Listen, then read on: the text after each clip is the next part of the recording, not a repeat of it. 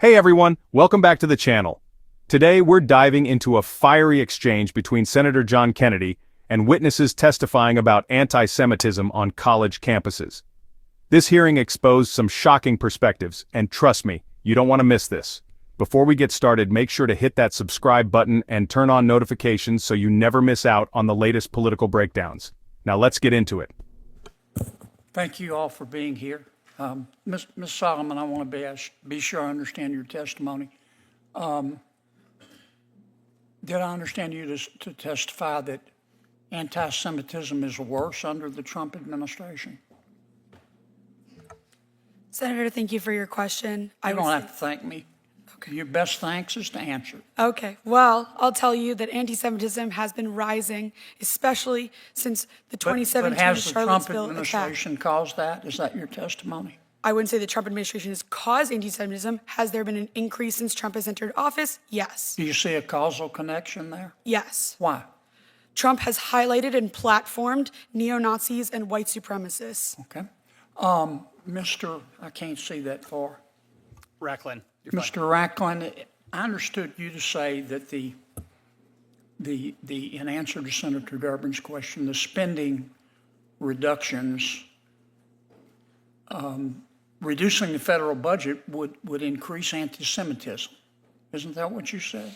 No, I did not. I said that the constant threats to cut money to the Office for Civil Rights and the Department of Education prevents the federal government from adequately investigating anti-Semitism and other hate crimes on college campuses. So you think one way to stop anti-Semitism is to give people more money? Is that right? I think one of the ways is to actually fund people that are actually designed to investigate anti-Semitism on college campuses. What's there to investigate? We see it. We see We it, saw but it. Did you watch television? Did you see what happened at Columbia? Absolutely. Yeah.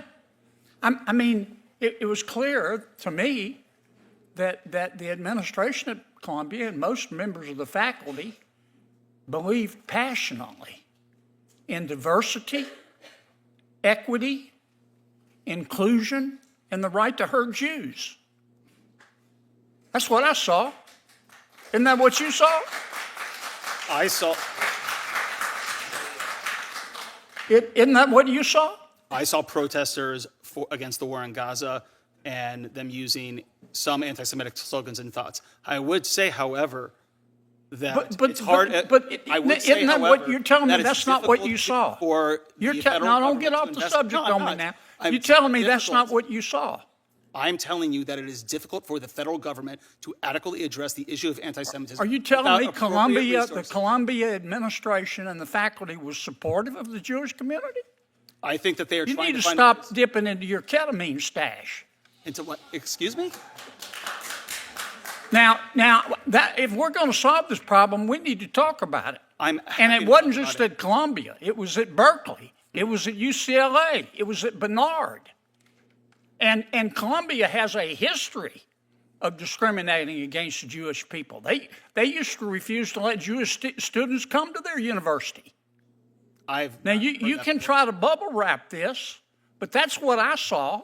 If you want to stop a lot of the anti-Semitism, maybe we need to stop teaching kids to be anti-Semitic. Sir, I would relish that opportunity. Let me ask you a question, Ms. Kohab. Did I say that right? Kohab. Do you think it's possible to feel compassion for the Palestinian people without hating Jews? Absolutely. Would you elaborate on that?